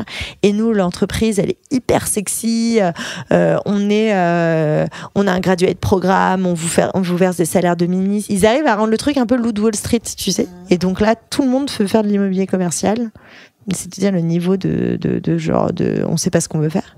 Et donc moi, à corps perdu, je me dis je vais faire de l'immobilier commercial. Je me fais têche d'Unibail. Je réussis pas les entretiens, qui étaient très très élitistes, les entretiens. Et donc je rejoins la foncière du groupe Carrefour, qui gère les centres commerciaux de Carrefour. Et j'entame comme ça 4 ans dans l'immobilier commercial. Et je suis heureuse, tu vois. Je vais au Brésil. J'avais déjà été en échange. Carrefour me propose d'y retourner en VIE, donc je viens 1 an et demi à São Paulo, ce qui m'a un peu aussi sauvé la life. Enfin, tu vois, trop bien le Brésil, j'adore, machin. Mais bon, au bout de 4 ans, à gérer des centres commerciaux en périphérie de Paris, plus à ce moment-là, je me fais un peu durement harceler au taf. Ma relation s'envenime avec ma boss et je connais un cas un peu de harcèlement au travail. Et là, j'ai un pote RH de Carrefour qui me dit, attends, je me barre dans les cosmétiques, viens. Vas-y, ça fout le cafard, l'immobilier commercial. Ils sont tous là en costard, cravate. On se croirait dans les années 90 avec leurs valises. Viens, on va aller vendre des rouges à lèvres, on va se faire marrer, tu vois. Et puis, à ce moment-là, je me dis, ouais, il a raison. stop l'immobilier. Enfin, c'est bon, j'ai fait le tour. Et donc, je rejoins le monde des cosmétiques que je connaissais absolument pas. Et je fais 7 ans chez Shiseido comme ça. Voilà. Et donc, je rejoins une boîte japonaise. En vrai, une expérience de fou. Déjà, bosser avec des équipes en partie japonaises, c'est assez intéressant. Et j'ai pas développé une passion pour le produit, même si moi j'adore le maquillage notamment, donc c'est quand même assez sympathique. Le parfum aussi. Mais j'ai aimé les jobs qu'on m'a filés chez Shiseido pour le coup. Quand je suis arrivée, ils savaient pas où me foutre. Ils étaient là, bonjour. Ils étaient dans une sorte de frénésie de recrutement à ce moment-là. Ils avaient besoin de mains et tout. Mais moi, j'étais un profil trop atypique. Ils ont jamais su où me foutre. Et j'ai toujours été un peu une sorte de personne volante d'équipe en équipe. Et dès qu'il y avait un problème, on me disait Marine, va voir telle équipe. Et c'était trop sympa. Parce qu'en vrai, je découvrais des nouveaux trucs. On me disait, il y a un problème il y a un problème avec les équipes qui gèrent le merchandising. Donc, j'apprenais tout sur le merchandising. Et ensuite, on me disait, il y a un problème avec l'équipe finance, il y a un problème avec l'équipe RH, il y a un problème avec les marges de nos rouges à lèvres, il y a un problème. Donc, j'ai fait ça pendant 7 ans. Jusqu'à ce qu'au bout d'un moment aussi on me dise putain, ce serait bien que tu te spécialises parce que on sait pas comment te faire évoluer, tu sais. On aimerait bien te filer une équipe et tout, mais tu sais tout faire mais tu sais rien faire. Et à ce moment-là, de toute façon, je commençais le stand-up et je m'étais dit bon, c'est pas très grave, je vais pas me prendre la tête maintenant. Et voilà. Ok. Comment on fait une tournée de Zénith avec un syndrome de l'imposteur? En fait, ça c'est pas trop compliqué parce que la tournée des Zénith, je suis ravie de la faire et ça va être super et je me réjouis. Mais c'était pas un rêve. J'ai pas ce fantasme des grosses jauges, pas du tout. Quand Émilie m'a dit tournée des Zénith, je lui ai dit ah non. Je lui ai dit non, t'inquiète, non, pas besoin. Elle m'a dit quoi? Elle m'a dit mais t'es folle ou quoi? Elle me dit mais c'est le Graal pour plein de gens. Je dis ah ouais trop bien, mais moi le Graal c'est vraiment genre l'Olympia, tu vois, mais pas du tout de jouer devant 5000 personnes. Tu en fais combien d'Olympia? Alors, on les a pas encore annoncés, donc on sait pas encore tout à fait combien, ni que quand ou comment. Mais ça, évidemment, le jour où on va faire des Olympias, enfin, je serai over the moon, tu vois, et stressée. Je vais pas dormir la veille, je vais pas dormir le lendemain, enfin bref. Mais tournée de Zénith, voilà. Maintenant, je commence à en prendre la mesure parce que tout le monde en parle. Tu vois, dans le milieu, dans machin, dans le truc. Donc, je me dis, ok, donc c'est un gros truc. Et je suis ravie, et voilà, je me réjouis de faire cette tournée, je me réjouis de rencontrer tous ces gens, je me réjouis que ces gens aient envie de venir me voir. Mais pour le coup, mon syndrome d'imposteur est pas proportionnel à la jauge de la salle, tu vois. Il est où alors? Il est dans la longévité. Je me dis, tiens, est-ce que je vais faire un deuxième spectacle qui me plaira autant que le premier? Est-ce que, quand je vois des Florence Foresti qui ont fait 7 spectacles, des Anne Romanoff qui en ont fait, je crois, une 20aine, tu vois, je me dis, mais waouh, c'est ça quand même là. Nous, on est quand même dans des métiers où c'est pas, si ça l'est quand même, mais faire un bon spectacle, c'est ok, tu vas faire 3, 4, 5 bons spectacles.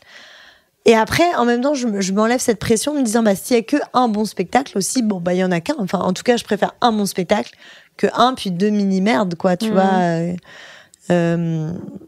Après, la question que je me pose, c'est est-ce qu'on peut être appelé stand-upper si on fait qu'un spectacle, tu vois? Ou est-ce que forcément, pour être considéré comme quelqu'un de la profession, il faut en faire au moins 2? Tout le monde s'en fout, non? Tout le monde s'en fout. Non, mais pour se dire, c'est mon métier, tu vois. Est-ce que le talent se mesure au fait que tu arrives à répliquer les choses et que l'inspiration est infinie? Ou est-ce que ça, vraiment, c'est se poser une question à un mauvais endroit et... Non, mais tu vois, c'est... Je m'étais même pas dit qu'il y avait une question là. Ouais. Non, mais de la même façon, c'est une question que je me suis posée avec France Inter. Tu vois, je me dis, à partir de combien de saisons on considère que tu as été vraiment chroniqueur sur France Inter? Toi, tu as fait 5 ans. Clairement, tu es hyper fort identifié France Inter. Tu as été quelqu'un qui a marqué une période de France Inter. Moi, si je fais que 1 an, est-ce que je pourrais... Ou pas, tu vois. Mais tu vois, là, je pense que c'est un truc de bon élève qui revient de diplôme. Ouais. De valider une carte, tu vois. Il y a des trucs... depuis que t'es mère et depuis que t'es mariée, il y a des trucs que tu regrettes de plus être? Oh, mais plein. Genre? C'est un petit peu ce que je dis dans le spectacle, mais quand tu te maries, quand tu deviens maman, c'est un chemin que tu prends, et donc il y a des milliers de chemins que tu ne prendras pas. Et il y a un deuil à faire de ces chemins que tu ne prends pas. Et la société te met en tête que c'est le meilleur chemin, c'est sûr, et qu'il faut pas regretter.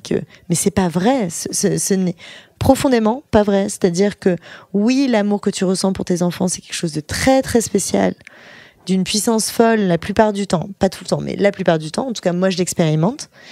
Mais ça me laisse très peu de temps pour, par exemple, dédier ma vie au voyage. Et je sais que les gens qui dédient leur vie au voyage disent que c'est une sensation extraordinaire. Et ça, c'est une sensation que je ne connaîtrai jamais. Ou ça me laisse très peu de temps pour lire et cultiver mon jardin. Et c'est aussi une sensation que je n'ai pas. Et je sais que ça va mettre vachement de temps avant de la retrouver. Ça t'éloigne parfois un petit peu de qui tu es en tant que femme, tu vois. Ça nous définit tellement. Ça, c'est une discussion que j'ai beaucoup avec mes amis, que tu sais plus bien qui t'es toi en tant que femme, qui n'existe pas avec tes enfants ou avec ton mari, tu vois.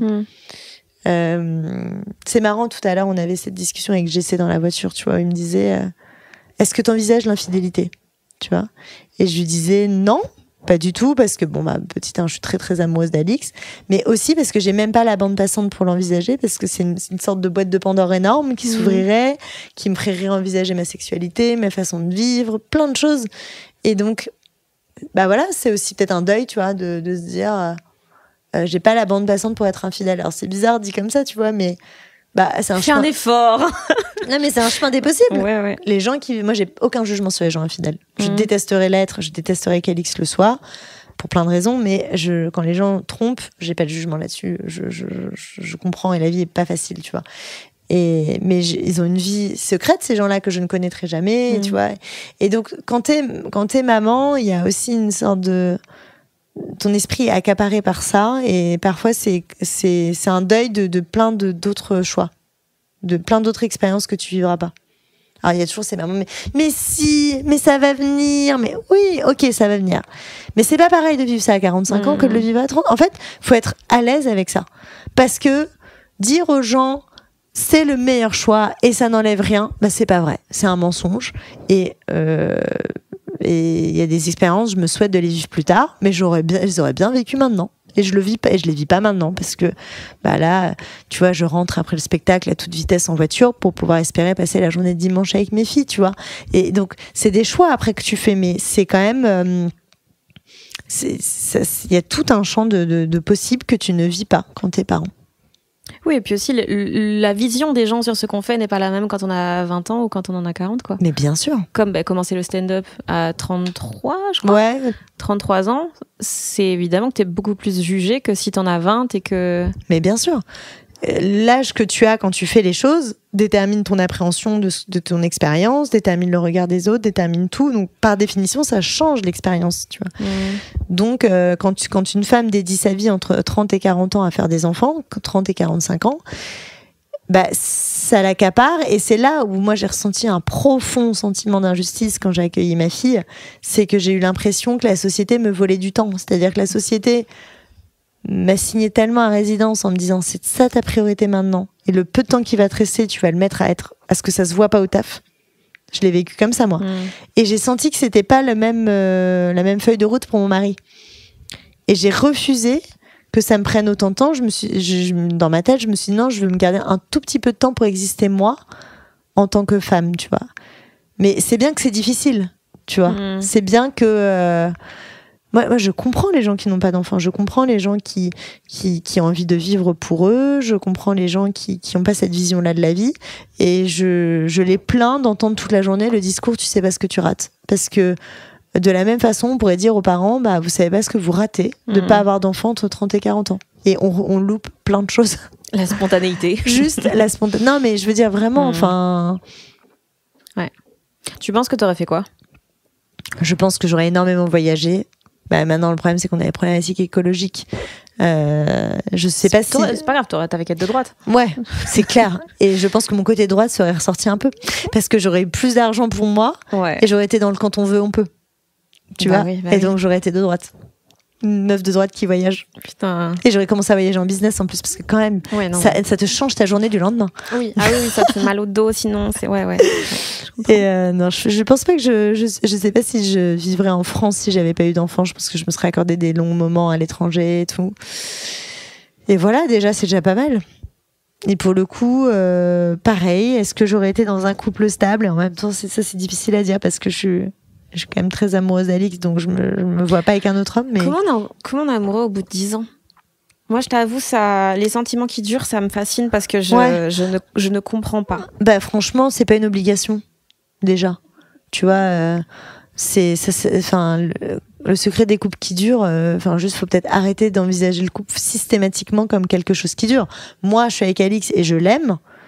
Le jour où je l'aime plus, je me battrai et si ça marche pas, on arrêtera. C'est tout. Mais comment tu connais la limite entre je me bats trop ou pas assez, enfin tu vois? Et ça, c'est une vraie question que je me pose. Vraiment. Parce qu'en effet, du coup, je me dis, si tu te bats pendant 5 ans pour que le couple tienne et que ça marche, mais pendant 5 ans, c'était 5 ans long quand même. C'est long, 5 ans, par exemple, tu vois. Donc, j'ai pas la réponse à cette question et je me suis toujours demandé combien de temps je serais prête à me battre pour garder Alix. Mais en tout cas, sur la base de mes expériences passées, dès que les mecs m'ont dit, j'ai moins de sentiments, j'ai dit, pas de souci, on arrête. Ah donc, ouais? je me suis pas battue. Et pourquoi avec Alix, oui? Parce qu'on n'a pas encore eu de sentiments qui baissent. Ah oui, ok. Mais s'il me disait j'ai sentiments qui baissent, là, avec les filles, parce que mine de rien, quand t'as des enfants, c'est forcément t'as envie que la structure familiale pour eux, pour elles, dure le plus longtemps possible. Tu sens bien que ça fait un peu partie de leur équilibre, enfin de ce que elles ont intégré comme étant l'équilibre et la norme. Donc en fait, comme elles l'ont très fort intégré, notamment quand elles intègrent l'école, t'as pas envie de leur créer ce remous-là. Donc j'imagine que tu te bats quelques mois pour faire. Mais comment on n'a pas les. Enfin, alors comment on n'a pas les sentiments qui baissent quand on voit la personne comme qui devient un peu un collègue dans la construction de la famille. Et il y a un truc c'est un travail d'équipe. Et du coup, il y a pas ce truc passionnel.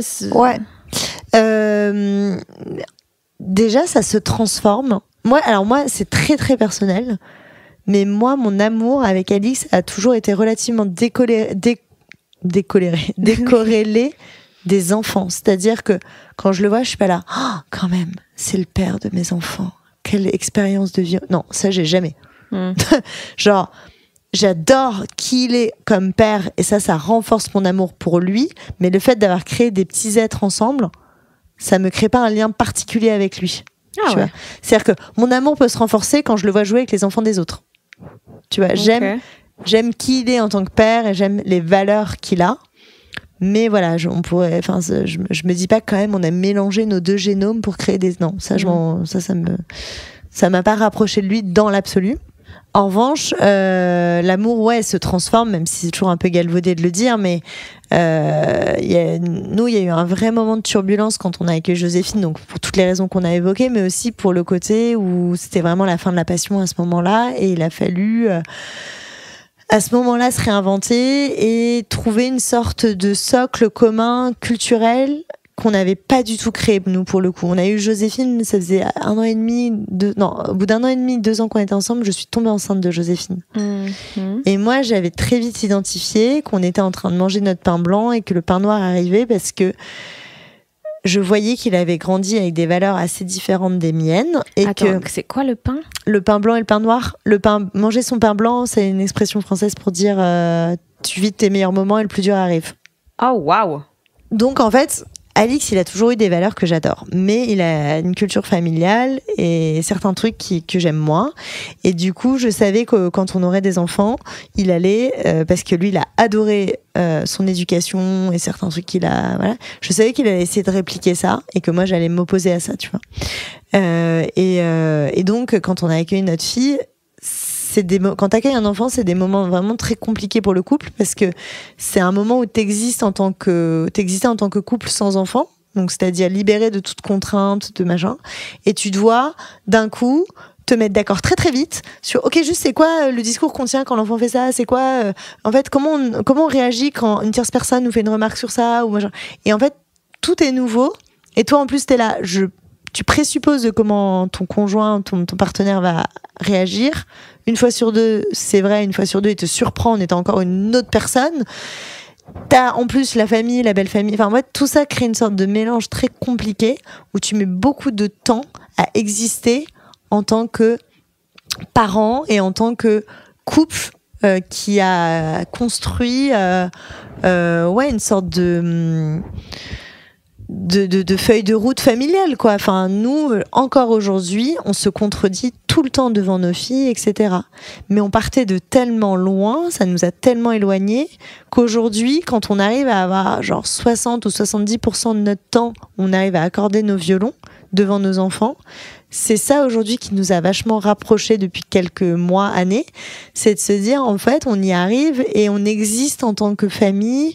Et ça nous a rapprochés parce qu'on s'est rendu compte qu'on n'était pas si différents que ça, mais qu'on se comprenait, que lui maintenant il arrive à voir quand je suis épuisée, moi j'arrive à voir quand il en a marre. Et on existe dans les non-dits, on existe dans les silences, on a cette complicité qui s'est renforcée parce qu'on a appris à se gérer l'un l'autre avec cette complexité plus que sont les enfants. Et donc maintenant, c'est la personne qui me connaît le mieux du monde, tu vois. C'était pas le but, tu fais pas des enfants pour que l'autre te connaisse le mieux possible, mais c'est ce que ça a créé, quoi.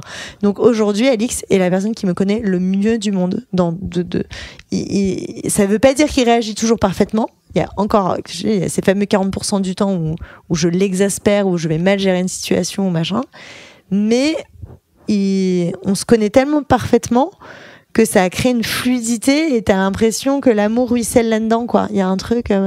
Nous, le challenge qu'on va avoir maintenant, c'est de se retrouver vraiment en tant que couple sans les enfants, tu vois.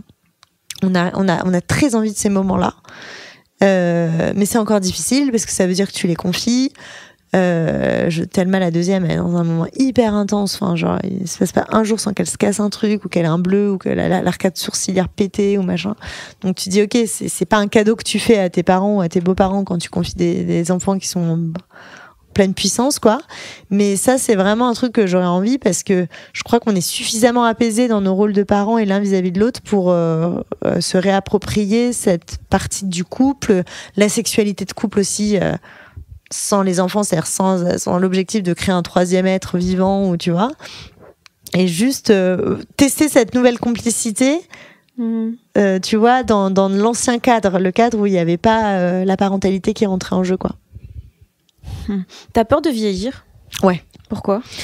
Parce que en fait, c'est horrible parce qu'on est dans une société et c'est super qu'on parle de ça, de s'accepter, d'accepter de vieillir, que c'est très bien, que machin et tout. Et c'est encore un truc que moi j'ai du mal. J'ai du mal, je fais partie de ces gens, mais c'est horrible ce que je veux dire. C'est problématique. Hein. Vas-y. Je trouve qu'un corps jeune est plus beau, je me trouve plus jolie, mais c'est des débats que j'ai tout le temps avec mes copines, et elles sont là, qu'est-ce qu'on est belle, on a 35, 40 ans, on n'a jamais été aussi belle. Et moi je suis là, non, mais t'étais plus belle à 25, 20 ans. Genre, je te ressors des photos, t'étais plus belle, en fait, c'est factuel.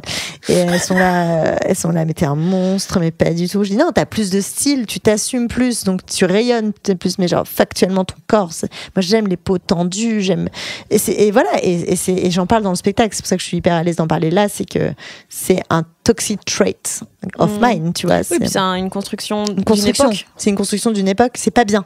Je suis pas en train de dire faut arrêter de valoriser les corps vieux. Non, c'est super qu'on le fasse. Moi, ça m'aide énormément.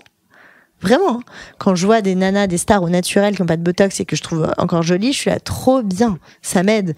Mais moi, je pourrais je rêverais de faire Benjamin Button et de régresser, quoi. Mais je pense que c'est aussi un rapport au temps. Tu sais, la peur de vieillir, c'est le rapport au temps. J'ai tellement été longtemps à me dire, purée, je vieillis, j'ai toujours pas vécu mes rêves, j'ai 33 ans, je sais toujours pas si c'est le théâtre, si c'est machin, que j'avais envie d'appuyer sur pause. Et cette peur du temps qui passe a commencé à devenir une peur physique du temps qui passe. Et on est dans des milieux aussi où il y a un jeunisme très fort, alors moins que dans le cinéma ou quoi, nous, heureusement moins que dans le cinéma, mais quand même on te fait vite penser que plus t'es jeune sur scène, mieux c'est, parce que les vieux vont voir les jeunes et les jeunes vont voir les jeunes, alors que un mec de 40, 45, 50 ans, il y a moins le public de 25 ans se déplace pas, tu vois. Ouais.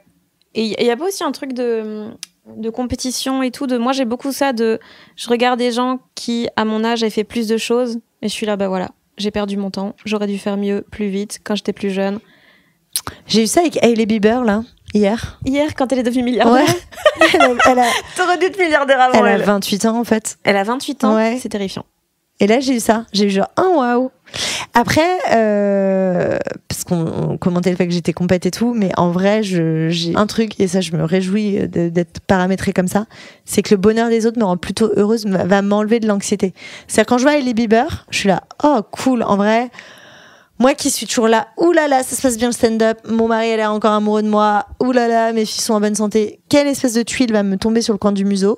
Et puis là, je vois Hailey Bieber, qui a des jambes de 3 mètres, qui est milliardaire, qui a 28 ans, qui est belle comme un cœur et tout ça. Et tu sais quoi, tout va bien. Il y a des gens qui ont plus et ils ont pas l'air très angoissés, donc tout va bien. Donc non, j'ai pas. Et puis moi, contrairement à toi, parce que toi, t'as toujours plus ou moins été dans des milieux artistiques, etc. T'as commencé jeune, même à graviter autour du stand-up. Moi, je suis tellement une rescapée. Enfin, moi, vraiment, j'ai vraiment failli passer à côté de mon rêve que je savoure tout parce que je me dis ça va tellement failli pas se faire. Honnêtement, ça s'est joué à un poil de fesses que je me lance pas. Donc, je me dis bah et puis quelque part, mon exemple. Avec d'autres exemples, hein. Caroline Vigneault, François-Xavier de Maison, tous ces reconvertis. J'espère que ça va aider des gens qui osent pas se lancer, et qui ont cette peur de se dire mais purée, au même âge, machin avait déjà un Oscar, tu vois. Bah oui, mais il y a aussi des exemples de gens qui n'ont pas d'Oscar, mais qui ont commencé tard et ça se passe bien pour eux aussi, tu vois. On en a de plus en plus. Juliette Armanet en parlait cette semaine, d'avoir un premier grand rôle à 41 ans, etc. Et je crois que c'est quand même quelque chose qui est en train de se déconstruire petit à petit.